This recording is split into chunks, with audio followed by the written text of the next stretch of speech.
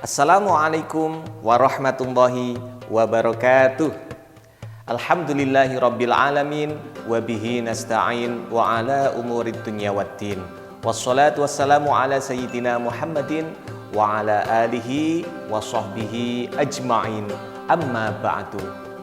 Kali ini kita akan belajar bersama Pak Nurin dalam muatan pelajaran pendidikan agama Islam dan budi pekerti di sekolah dasar. Tapi sebelumnya, bagi kalian yang belum sholat, silahkan sholat terlebih dahulu, sehingga tayangan ini jangan sampai menjadi halangan untuk kita lalai kepada Allah Subhanahu wa Ta'ala.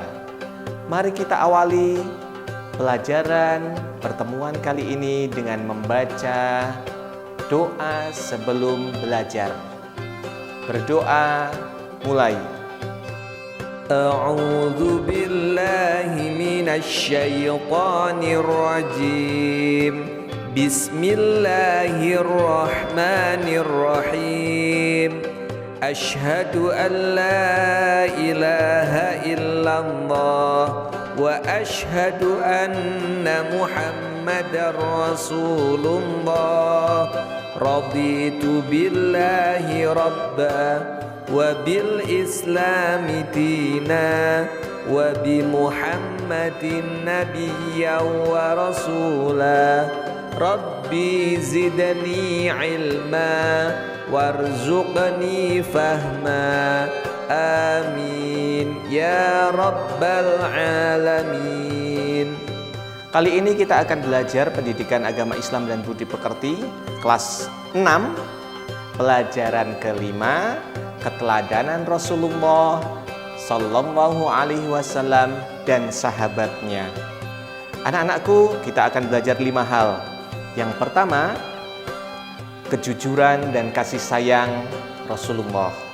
Yang kedua, Nabi Muhammad Sallallahu Alaihi Wasallam Al-Amin. Yang kedua ya. Yang ketiga, kasih sayang Rasulullah terhadap anak, keluarga, orang tua, dan masyarakat. Yang keempat, kepedulian Rasulullah terhadap lingkungan. Yang kelima, Nabi Muhammad sebagai pembawa rahmat bagi alam semesta. Nabi Muhammad Sallallahu Alaihi Wasallam pastinya disebut sebagai Nabi yang ke-25 atau Nabi yang terakhir, Khotamun Nabiyyin. Coba nanti anak-anak di rumah kalian buka Al-Quran, kalian cari surah Al-Ahzab ayat 40. Surah Al-Ahzab itu surah yang ke-33. Kita baca bersama-sama ya. Di layar kalian sudah ada. Mari kita baca. A'udzu billahi minasy syaithanir rajim. Ma kana Muhammadun aba ahadin mir rijalikum walakin rasulallahi wa khataman nabiyyin wa kana Allahu bikulli syai'in alima. Artinya, Muhammad itu bukanlah bapak dari seorang di antara kamu, tetapi dia adalah utusan Allah dan penutup para nabi, dan Allah Maha mengetahui segala sesuatu. Jadi di sini dijelaskan bahwa Nabi Muhammad adalah penutup para nabi. Setelah Nabi Muhammad diutus, tidak ada lagi nabi yang diutus oleh Allah Subhanahu wa Ta'ala. Perhatikan gambar berikut. Kalian lihat ya, di situ ada gambar apa anak-anak? Ada yang sudah tahu? Itu adalah gambar pintu dari makamnya Nabi Muhammad Sallallahu Alaihi Wasallam. Di mana letak makamnya? Ada di kota Madinah, di Arab Saudi sana, yaitu di komplek Masjid Nabawi. Kalau kalian lihat di gambar tersebut, ada bulatan yang lebih besar itu, ada lempengan emas, itu yang paling besar di dalamnya sana, itu makamnya Nabi Muhammad. Di sebelahnya yang kecil-kecil itu makamnya sahabatnya Nabi Muhammad. Ada Abu Bakar As-Siddiq, Umar bin Khattab. Pengen ke sana? Iya. Baik, selanjutnya ada gambar lagi ini. Ada seorang anak kecil dan ibu guru. Ada kata-kata itu dibaca itu, Bu guru, ini sisa uang fotokopi. Nah, apa yang kalian bisa simpulkan dari gambar tersebut? Kemungkinan ini anak kecil ini dimintai tolong oleh bu guru supaya memfotokopikan punya bu guru. Kemudian ada uang kembaliannya. Kalau kita lihat anak itu mengembalikan uangnya. Apa kaitannya dengan gambar tadi? Dengan yang kedua ini, Nabi Muhammad SAW Al-Amin. Nabi Muhammad SAW sejak kecil sudah menjadi yatim piatu. Ayahnya meninggal pada saat usia Nabi Muhammad 2 bulan dalam kandungan ibunya. Nah, sedangkan ibunya sendiri meninggal wafat saat Nabi Muhammad usia 6 tahun. Bayangkan saja itu. Oleh sebab itu beliau sangat mencintai anak yatim dan menganjurkan umatnya untuk merawat, mendidik, dan mencintai anak yatim. Perhatikan gambar berikut ini. Ada sebuah gambar ya, di situ ada tulisan Rumah Yatim Piatu Al-Ihsan. Nah, ini termasuk contoh perbuatan yang mencontoh perilakunya Nabi Muhammad. Nah, Nabi Muhammad SAW terkenal sebagai pribadi yang sangat jujur. Jujur adalah berkata apa adanya, tidak pernah berbohong kepada siapapun. Sikap jujur itu sudah diperlihatkan Nabi sebelum beliau diangkat menjadi Nabi, diangkat sebagai Rasul. Pada usia remaja, beliau diminta bantuan oleh pamannya untuk membawa barang dagangan Siti Khadijah binti Khuwailid, seorang perempuan yang kaya dan sangat dihormati di kota Mekah. Beliau ada saudagar, pedagang. Pada usia 35 tahun, Nabi Muhammad SAW bersama-sama dengan orang-orang Quraisy diminta untuk memperbaiki Ka'bah.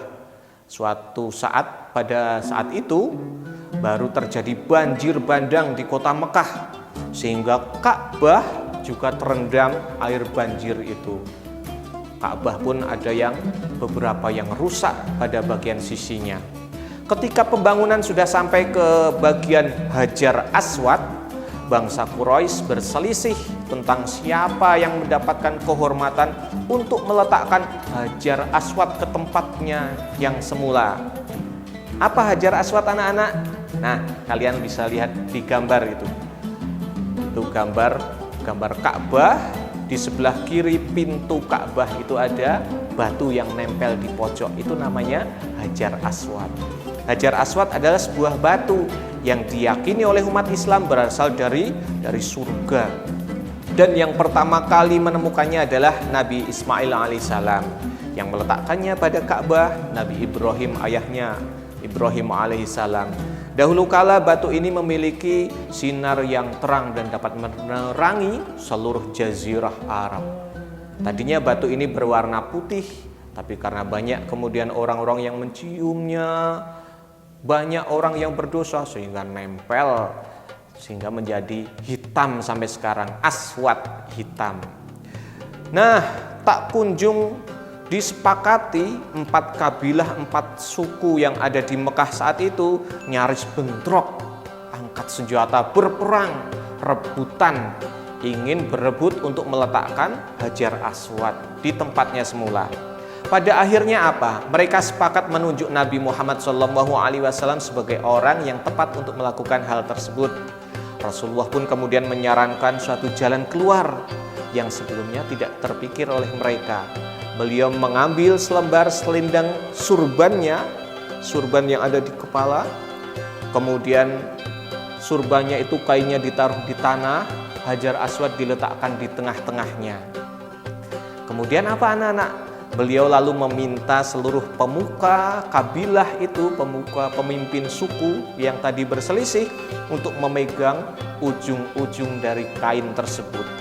Mereka kemudian mengangkat Hajar Aswad itu bersama-sama. Setelah mendekati tempatnya, Rasulullah SAW lah yang kemudian meletakkan Hajar Aswad untuk meletakkan di tempatnya semula. Para sahabat dan pengikutnya sangat menghormati dan mencintai beliau, sehingga beliau diberi gelar Al-Amin. Apa anak-anak? Al-Amin artinya orang yang dapat dipercaya. Mari kita teladani sifat jujur Nabi Muhammad SAW dalam kehidupan sehari-hari. Misalnya, jika orang tua kita minta bantuan untuk membeli barang, misalnya beli sabun mandi di warung, ada sisa uang pembelian harus dikembalikan kepada orang tua. Karena percayalah, anak yang jujur pasti disayang oleh orang lain, disayang teman, disayang guru, terutama disayang oleh Allah Subhanahu wa Ta'ala. Kemudian yang kedua, kasih sayang Rasulullah terhadap anak, keluarga, orang tua, dan masyarakat. Selain memiliki sifat jujur dalam berdagang dan bergaul, Rasulullah pun sayang terhadap keluarga dan orang-orang di sekitarnya. Pada zaman jahiliyah, zaman dulu, penduduk Mekah tidak menghargai yang namanya anak perempuan. Kalau ada yang kemudian mempunyai anak perempuan, sampai ada yang dikubur hidup-hidup karena dikatakan itu aib bagi mereka. Namun Nabi Muhammad apa? Justru menggendong putrinya Fatimah yang masih balita sambil tawaf keliling Ka'bah, digendong di sana. Begitu pula setelah Fatimah dewasa dan dikaruniai anak, Rasulullah menyayangi cucunya yang bernama Hasan dan Husain. Sebagaimana dikisahkan dalam hadis beliau yang artinya berikut ini, Nabi Muhammad suatu saat mencium cucunya Hasan bin Ali radhiyallahu an, sedangkan di dekat beliau ada Aqra bin Habis.